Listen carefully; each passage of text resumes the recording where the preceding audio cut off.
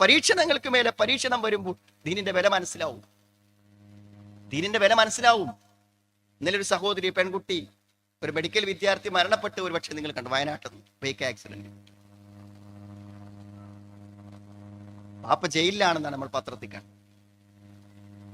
അതിന് മുന്നൊരു ബ്രദർ മരണപ്പെട്ടു പോയിട്ടു. ആ വീട് മുറ്റം, ആ മരിച്ചതിന് ശേഷമുള്ള വീട് മുറ്റം കണ്ടു. ആ പിതാവിന്റെ വാക്കുകൾ 3 ദിവസത്തേക്ക് പരോള് കിട്ടി വീട്ടിൽ വന്നിരിക്കുകയാണ്. മകളുടെ ജനാസക്ക് ഇമാമത്ത് നിൽക്കുകയാണ്. ഇതൊക്കെ എങ്ങനെ സഹിക്കുമെന്ന് ആലോചിച്ചു. സഹിക്കാൻ പറ്റും. അയാളൊരു വോയിസ് ഞാനിന്ന് കേട്ടു. ആ പിതാവിന്റെ വോയിസ്, എന്റെ മോൾക്ക് അല്ലാഹ് ഷഹാദത്ത് കൊടുക്കട്ടെ, അവൾ എത്ര മനോഹരമായി ഖുർആൻ ഓതും, നല്ല കുട്ടിയാണ്, അവളെല്ലാം നിസ്കരിക്കും. എന്തേ സുഹൃത്തുക്കളെ, അവള് മെഡിസിന് പഠിക്കുകയാണ്. പക്ഷേ ഖബറിലേക്ക് ഇറക്കി വെക്കുമ്പോൾ മനസ്സിന്റെ സന്തോഷം അവൾ ഡോക്ടറാണല്ലോ എന്നുള്ളതല്ല, അവൾക്ക് ഖുർആൻ ഓതാൻ അറിയാലോ എന്നുള്ളതാണ്. അതാ മനസ്സിന്റെ സമാധാനം. അവൾ നിസ്കരിച്ചിരുന്നല്ലോ എന്നതാണ് മനസ്സിന്റെ സമാധാനം.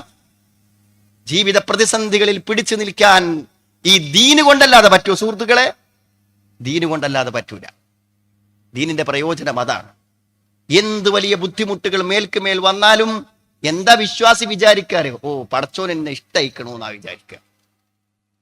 നമ്മളൊക്കെ തിരിച്ചാ ചിന്തിക്കല്. ഉമ്മാക്ക് അസുഖമായി, ചികിത്സിച്ചിങ്ങനെ ഏകദേശം ബില്ലിങ്ങനെ കടം വീട്ടി വന്നപ്പോ ഭാര്യക്ക് അസുഖമായി, അപ്പൊ മോക്ക് അസുഖമായി. അപ്പൊ നമ്മളെന്താ വിചാരിക്കുക? എന്താ പത്രകാലം നിസ്കരിച്ച് ഉംറക്ക് പോയി ഹജ്ജിന് പോയിട്ട് എന്തപ്പോ അതൊക്കെ എങ്ങനെ എന്നേ ചിന്തിച്ചു. അത് ദീൻ അറിയാഞ്ഞിട്ട സുഹൃത്തുക്കൾ. അള്ളാഹു ഒരടിമയെ ഇഷ്ടപ്പെട്ടാൽ അജ്ജല ലഹുൽ ഉഖൂബ. അള്ളാഹ്ക്ക് ഒരാളെ ഇഷ്ടായാൽ അള്ളാഹ് എന്ത് ചെയ്യുന്ന രംഗങ്ങള് നല്ല പരീക്ഷണങ്ങളും ബുദ്ധിമുട്ടുകളും ശിക്ഷകളും കൊടുക്കും. എന്തിനാണത് കൊടുക്കുന്ന കാര്യങ്ങള്? എന്തിനാ കൊടുക്കുന്ന കാര്യങ്ങൾ? കാരണം ഇവിടുത്തെ വേദനകൾ മനുഷ്യന് സഹിക്കാൻ പറ്റും. ഇവിടെ എത്ര വലിയ വേദന വന്നാലും സഹിക്കാൻ പറ്റും. ഭയങ്കര മൈഗ്രെയിന്റെ തലവേദന വന്നാൽ ഒരു ഗുളിക വാങ്ങി കഴിച്ചാൽ കുറച്ചു നേരം അത് മനസ്സിലായി. വല്ലാതെ സഹിക്കാത്ത വേദന വന്നാൽ ബോധം കെട്ട് താഴെ പോകും, പിന്നൊന്നും അറിയില്ല. എല്ലാറ്റിനും പരിഹാരം. എന്നങ്ങൾ ആലോചിച്ചിട്ട് നിങ്ങൾ പരലോകത്തെ ശിക്ഷകളിൽ സുഹൃത്തുക്കളെ ഒരു പരിഹാരമില്ല. ഒരു പരലോകത്തെ ഒരു വേദന തന്റെ അടിമക്ക് കൊടുക്കരുതേ എന്നാണ് ഒരാളോട് ഇഷ്ടണ്ടായ അള്ളാഹ് വിചാരിക്കുക. മരിച്ചു കഴിഞ്ഞാൽ ഓനൊരു ശിക്ഷയും കൊടുക്കരുത് എന്ന്. അപ്പൊ അതിനെന്താ അർത്ഥം ചെയ്യുക? കുറച്ചൊക്കെ തെറ്റ് ചെയ്തവർക്ക് ഇവിടുന്ന് സഹിക്കാവുന്ന ചില പരീക്ഷണങ്ങൾ കൊടുക്കും. അപ്പോ വിശ്വാസമില്ലാത്തവൻ എന്ത് ചിന്തിക്കും? എന്തേ ഇപ്പൊ നിസ്കരിച്ചിട്ട്, എന്തേ ഇപ്പൊ നോമ്പോറ്റിട്ട് 6 നോമ്പും കൂടി നോറ്റ്, എന്നിട്ടിപ്പോ എന്തേ കിട്ടി എന്ന് ചിന്തിക്കൂല. അള്ളാഹ് പ്രയാസങ്ങളും ബുദ്ധിമുട്ടും വരുന്ന അവനെ ശുദ്ധീകരിച്ച് വിടുക. ഒരു തെറ്റുമില്ലാത്തവനായി അവനെ മരിപ്പിച്ച് കൊണ്ടുപോവാൻ അള്ളാഹു പരീക്ഷണങ്ങൾ തരും. വയസ്സാകുമ്പോ അസുഖങ്ങളും ബുദ്ധിമുട്ടുകളൊക്കെ ഇങ്ങനെ വരും. അപ്പൊ നമ്മളിങ്ങനെ എന്താ കുട്ടികളെ എന്ന് പറയില്ല സുഹൃത്തുക്കളെ. എത്ര വേദനകൾക്കുണ്ടോ, മാറാത്ത വേദന ഉണ്ടോ, ആ ഓരോ വേദനകളും പരലോകത്തെ ശിക്ഷ ഒഴിവാകാനുള്ള കാരണമാണെന്ന് ആലോചിച്ച് നോക്കൂ സുഹൃത്തുക്കളെ. എന്താ പറഞ്ഞു? ഹൽ അതാക ഹദീസുൽ ഗാശിയ വുജൂഹും യൗമഇദിൻ ഖാശിയ അമിലത്തുൻ നാസിബ. ആ 2 വാക്കിന്റെ അർത്ഥം മാത്രം മതി. അമിലത്തുൻ നാസിബ, അധ്വാനിക്കുന്നവരാണ്, ക്ഷീണിച്ചവരാണ്. എന്തധ്വാനം? നരകത്തോട് മല്ലടിച്ച് പരലോകത്തിന്റെ പ്രതിസന്ധികളോട് ഏറ്റുമുട്ടി അവിടുത്തെ വേദനകൾ സഹിച്ച് കുഴങ്ങിയിരിക്കയാണ്.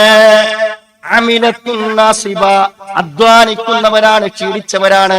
എന്തധ്വാനമാണ് പരലോകത്ത് ചെയ്യുന്നത്? പരലോകത്തെ പ്രതികൂലതകളെയും ശിക്ഷകളെയും താങ്ങാനാകാതെ സഹിക്കാനാവാതെ കുഴങ്ങിയിരിക്കയാണവർ.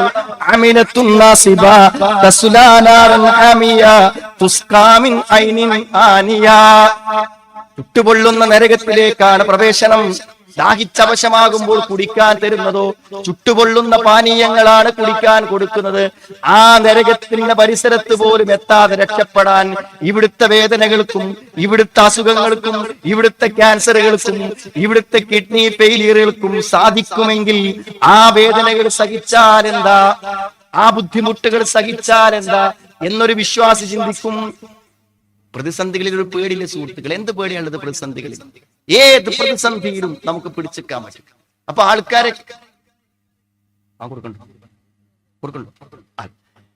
ആൾക്കാരൊക്കെ ഒരു വിചാരം എന്താന്ന് വിചാരിച്ചാൽ, എന്തെങ്കിലും ഒരു ഇടങ്ങേറ് വന്നാൽ ഓല് വിചാരിക്കുക ഇതൊക്കെ ഇപ്പൊ എന്താ വെച്ചാൽ ഇല്ല ഞാൻ എന്തെങ്കിലും തെറ്റ് ചെയ്തിട്ടാണ് എനിക്ക് വരുന്നത്, അല്ലെങ്കിൽ പടച്ചോനെ ഇഷ്ടമല്ല എന്നിട്ടാണ് വരുന്നത്. അപ്പൊ സുഹൃത്തുക്കളെ, നമ്മളൊക്കെ ഇപ്പൊ ഈ കേട്ടതും പഠിച്ചതും പരിഭാഷ വായിച്ചതും ഒക്കെ എന്താ? ഞാനിപ്പോ അതാണ് ആലോചിക്കുന്നത്. ലോകത്ത് ഏറ്റവും പ്രഗത്ഭരല്ലേ സുഹൃത്തുക്കളെ പ്രവാചകന്മാർ? അവരെക്കാളും മഹാന്മാരാരാ?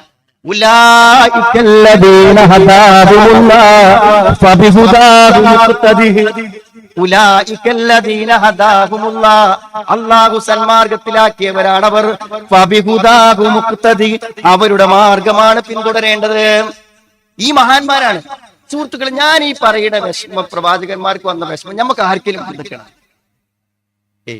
അയ്യൂബ് നബിനെ വഴിയിൽ ഉപേക്ഷിച്ച് പോവുകയാണ് ഭാര്യ.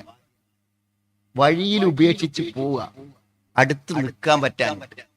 അതിലേറൊക്കെ വലിയ പരീക്ഷണം രോഗം കൊണ്ട് എന്താ വരാനുള്ളത് സുഹൃത്തുക്കളെ? നമുക്കൊക്കെ ഇനി എന്ത് വന്നാലും നമ്മളെ മലവും മൂത്രവും നോക്കി നമ്മുടെ പേരക്കുട്ടികളോ മക്കളോ ഭാര്യയോ മരുമക്കളോ ആരെങ്കിലും ഒക്കെ അടുത്തുണ്ടാവൂലേ? സ്വന്തം ഇതൊക്കെ എന്തിനാ സുഹൃത്തുക്കളെ പറഞ്ഞു തരുന്നത്? ആർക്കത് വരുന്നത്? ഒരു പ്രവാചകൻ. അപ്പൊ പടച്ചോൻ ഇഷ്ടമല്ല എന്നിട്ടാ? പടച്ചോൻ ശിക്ഷിക്കാൻ വേണ്ടിയിട്ടാ?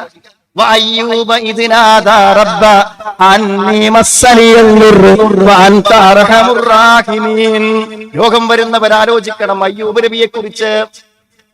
പരമകാരുണ്യകനും കരുണ ചെയ്യുന്നവരിൽ അങ്ങേയറ്റത്തെ കാരുണ്യവാനാണ് റബ്ബേ എന്ന്. രോഗം വന്ന് എല്ലാവരും ഉപേക്ഷിക്കപ്പെട്ടപ്പോഴും റബ്ബിനെ കുറിച്ച് പറഞ്ഞത് അൻത അർഹമുർ റഹീമീൻ, കരുണ ചെയ്യുന്നവരിൽ മഹാകാരുണ്യവാനേ എന്നാ പറഞ്ഞത്. എന്നല്ലേ സുഹൃത്തുക്കളെ പറഞ്ഞത്? ജീവിത പരീക്ഷണങ്ങളും പ്രതിസന്ധികളും പ്രവാചകന്മാർക്ക് വന്നതിന്റെ ഒരു അംശം നമുക്ക് വന്നിട്ടുണ്ട് സുഹൃത്തുക്കളെ. അപകടം പറ്റി മറന്നു കിടക്കുന്ന ആൾക്കാർ പറയും ലോകത്തെ ഏറ്റവും വലിയ അപകടമാണ് യൂനുസ് നബി അലൈഹി സ്വലാം പറ്റിയത്. മത്സ്യത്തിന്റെ വയറ്റിൽ കടലിൽ വീഴുക എന്നുള്ളതിന്റെ പേടിയല്ലേ? മത്സ്യം വിഴുങ്ങൂണി ചെയ്താൽ എന്തേക്കാര അവസ്ഥ അല്ലെ? പക്ഷെ എന്താ, അവരൊന്നും പ്രതീക്ഷ കൈവിട്ടില്ല. അവരൊന്നും അള്ളാഹുവിനെ കുറിച്ച് തെറ്റായത് വിചാരിച്ചില്ല. ചീത്ത വിചാരം അവരുടെ മനസ്സുകളെ സ്പർശിച്ചില്ല. അപ്പോഴൊക്കെ അവർ പറഞ്ഞു ഇന്ന റബ്ബീ സയഹ്ദീൻ, എന്റെ റബ്ബ് എനിക്കൊരു വഴി കാണിച്ചു തരും. കുടുങ്ങുക എന്ന് പറഞ്ഞാൽ അതിന്റെ അപ്പുറത്തേക്കൊരു കുടുക്കല്ല. അപ്പോൾ ഓലെന്താ പറഞ്ഞ നിങ്ങള് പടച്ചോനൊരു വഴി ഉണ്ടാക്കി തരുന്ന പറഞ്ഞു. മൂസാ നബി അലൈഹി സ്വലാം കുടുങ്ങിയില്ലേ? അങ്ങാടിയിൽ വന്നപ്പോ കൈകൊണ്ടൊന്ന് താങ്ങിയപ്പോ ഒരു കിബിത്തി മരിച്ചു. കിബിത്തി മരിച്ചപ്പോൾ മൂസാ നബിക്ക് വിവരം കിട്ടി, കൊല്ലാൻ തീരുമാനിച്ചു കഴിഞ്ഞു. എന്തായാലും കൊല്ലും. ഇനി എന്താ ചെയ്യാ? എന്തായാലും ഇവിടെ നിന്നാ മരിക്കും. ഇവിടുന്ന് പോയാ എങ്ങടെ പോവുക? എന്നാലും ഇവിടെ നിൽക്കുന്നേക്കാളും നല്ല പോകലാണെന്ന്. അങ്ങനെ അദ്ദേഹം ഹിജ്റ പോണത്. ആ സമയത്ത് അദ്ദേഹം പറഞ്ഞ വാക്കാണ് എന്താണ്? അസാ റബ്ബി അൻ യഹ്ദിയനി സവാഅസ് സബീൽ, എന്റെ റബ്ബ് എനിക്കൊരു ശരിയായ വഴി കാണിച്ചു തന്നേക്കാം. കടല് മുന്നിൽ കണ്ട് ഫിറോന്റെ സൈന്യത്തെയും കണ്ടപ്പോഴും ഇനി രക്ഷയില്ലാന്നല്ല പറഞ്ഞു.